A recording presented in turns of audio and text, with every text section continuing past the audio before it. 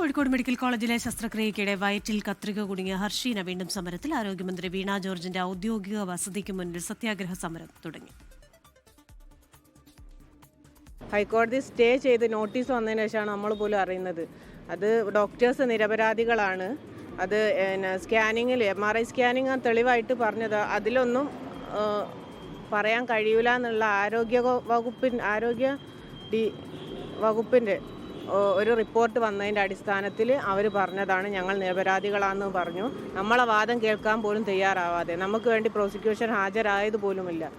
അങ്ങനെയാണ് അവിടെ സ്റ്റേ ആയി നിൽക്കുന്നത്. ഇപ്പോൾ ഡോക്ടേഴ്സാണ് ഹൈക്കോടതിയിൽ പോയി സ്റ്റേ വാങ്ങി. നമ്മൾ അറിഞ്ഞിട്ട് പോലുമില്ല, നമ്മളെ വാദം കേൾക്കാൻ അവിടെ പറയാനും ആരും ഉണ്ടായിട്ടില്ല.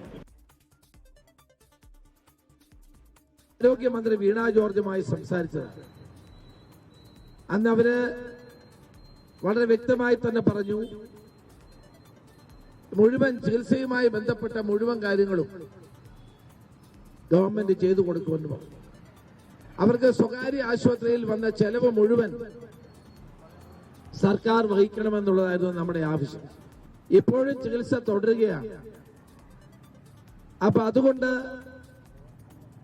ന്യായമായി ലഭിക്കേണ്ട ഈ ചികിത്സ ചെലവ് ഗവൺമെന്റ് നിർവഹിക്കേണ്ടതാണ് എന്നുള്ളതാണ് നമ്മുടെ ആവശ്യം.